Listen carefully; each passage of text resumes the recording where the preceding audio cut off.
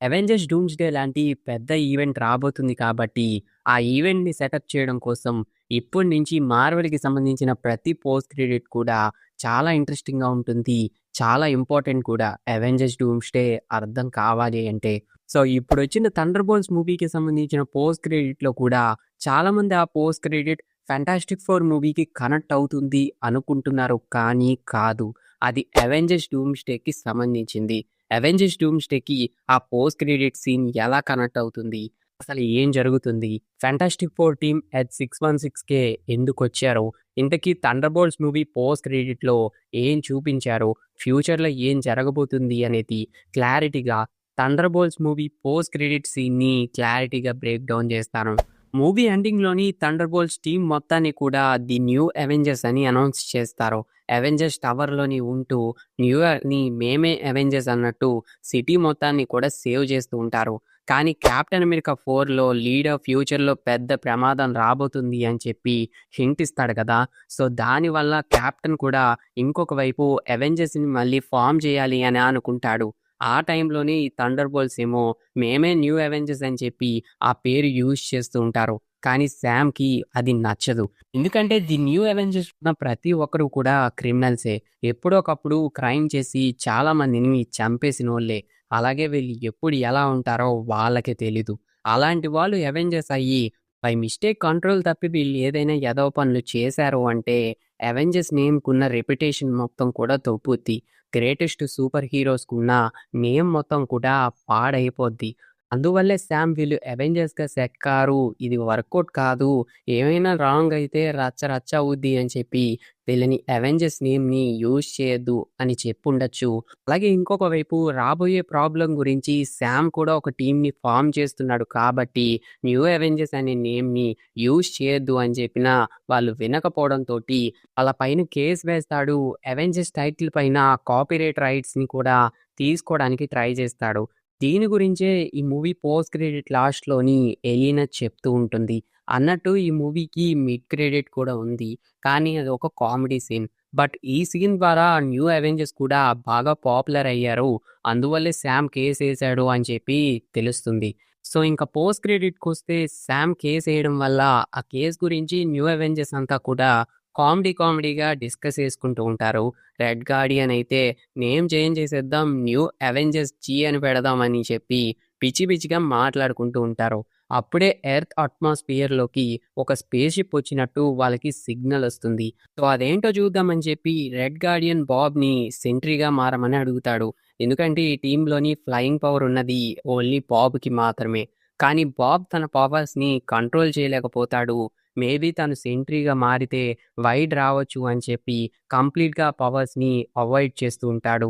Wide మళ్ళీ వస్తే ఏం చేస్తాడో అనే భయంతోటి తన పవర్స్‌ని కంట్రోల్ చేయడం కంప్లీట్‌గా మానేసి న్యూ అవెంజర్స్ టీమ్‌కి ఫుడ్ విషయంలోని, గిన్నెలు తోమడంలోని ఇలాంటి పనులకి హెల్ప్ చేస్తూ ఉంటాడు. ఏంటి సెంట్రీ లాంటి పవర్‌ఫుల్ మ్యాన్‌ని ఇలా చూపించారు అని మీకు అనిపించొచ్చు. నిజానికి బాబ్ ఇలానే ఉంటాడు. మూన్ నైట్ లాగా బాబ్‌లో కూడా 3 పర్సనాలిటీస్‌లా ఉంటాయి. బాబ్, సెంట్రీ, వైడ్ ఇలా ముగ్గురుంటారు. దీంట్లోని బాబ్ అయితే చిన్న పిల్లాడిలాగా ఏం తెలియనట్టు మూవీలో చూపించినట్టుగానే ఉంటాడు.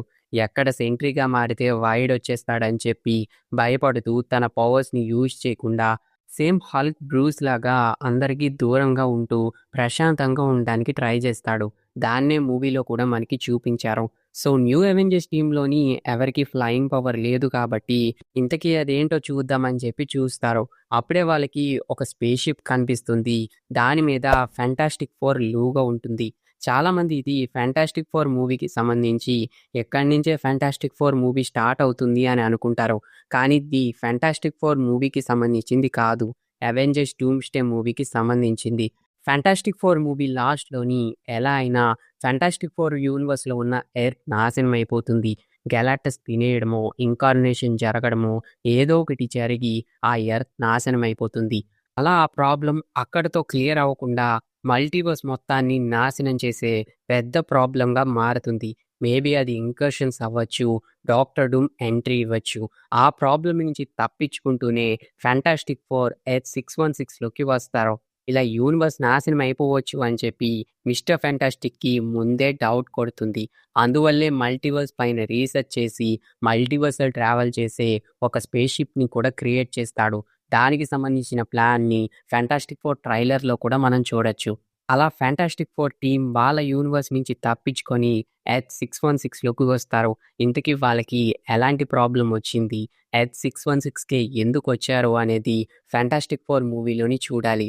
మేబీ ఈ సీన్‌కి సంబంధించిన continuation scene 'Fantastic Four' post క్రెడిట్‌లో కానీ, 'అవెంజర్స్ డూమ్స్‌డే' మూవీలో కానీ ఉండొచ్చు. ఈ 'ఫెంటాస్టిక్ ఫోర్' టీమ్ ఎర్త్ 616లోకి రావడం ఓన్లీ న్యూ అవెంజర్స్‌కే కాదు, కెప్టెన్ ఫార్మ్ చేసిన అవెంజర్స్ టీమ్‌కి, వకాండా వాళ్ళకి అందరికీ కూడా తెలుస్తుంది. ఎందుకంటే వకాండా టెక్నాలజీ గురించి ప్రెజెంట్ అవెంజర్స్ దగ్గర ఐరన్ మ్యాన్ టెక్నాలజీ ఉంటుంది కాబట్టి ఎర్త్ పైన ఏమొచ్చినా కూడా వాళ్ళకి తెలుస్తుంది కాబట్టి వీళ్ళకి కూడా తెలుస్తుంది. సో వీళ్ళు న్యూ అవెంజర్స్ కూడా ఆ షిప్ ఉండే ప్లేస్‌కొస్తారో ఇక్కడి నుంచే అవెంజర్స్ డూమ్స్‌డే మూవీ స్టార్ట్ అవుతుంది. మేబీ ఇలానే 'అవెంజర్స్ డూమ్స్‌డే' మూవీలోని ప్రతి ఒక్క సూపర్ హీరో కూడా ఒక దగ్గరికి చేరొచ్చు. మేబీ నా అంచనా ప్రకారం 'ఫెంటాస్టిక్ ఫోర్' టీమ్ 'అవెంజర్స్ డూమ్స్‌డే' మూవీలో రాబోయే పెద్ద ప్రాబ్లమ్ గురించి గానీ, ఇన్‌కర్షన్స్ గురించి గానీ, డాక్టర్ డూమ్ గురించి గానీ, సూపర్ హీరోస్‌కి వార్నింగ్ ఇవ్వడానికే ఇలా వచ్చి ఉండొచ్చు. లైక్ 'అవెంజర్స్ ఇన్ఫినిటీ వార్' మూవీలోని డాక్టర్ స్ట్రేంజ్‌కి బ్రూస్ చెప్తాడు గదా! థానోస్ వస్తున్నాడు అని. అలాగే ఇక్కడ కూడా 'ఫెంటాస్టిక్ ఫోర్' డూమ్ వస్తున్నాడు అని చెప్పి వార్నింగ్ ఇవ్వచ్చు. అలా 'అవెంజర్స్ డూమ్స్‌డే' మూవీ స్టార్ట్ అవ్వచ్చు. అలా ఎర్త్‌పై ఉన్న సూపర్ హీరోస్ అంతా కూడా ఒక దగ్గరికి చేరి డాక్టర్ డూమ్ తోటి ఫైట్ చేయొచ్చు. ఈ షిప్ అంత ఇంపార్టెంట్ రోల్ ప్లే చేస్తుంది. అలా ఈ సీన్ 'అవెంజర్స్ డూమ్స్‌డే' మూవీకి కనెక్ట్ అవుతుంది.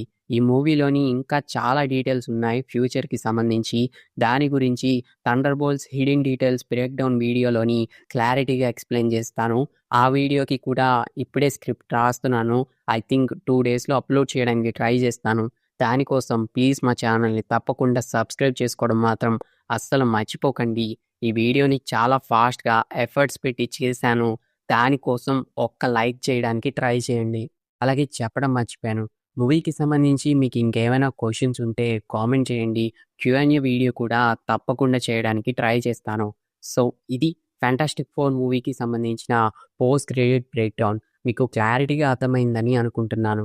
వీడియోని ఇక్కడి దాకా చూసినందుకు థ్యాంక్ యూ సో మచ్. అలాగే మీ ఫ్రెండ్స్ అండ్ ఫ్యామిలీ మెంబర్స్‌లో ఎవరో ఒకరు మార్వెల్ ఫ్యాన్స్ ఉంటారు కదా! వాళ్ళకి కూడా ఈ వీడియోని షేర్ చేయడానికి ట్రై చేయండి. వాళ్ళకి కూడా బాగా యూజ్ అవుతుంది.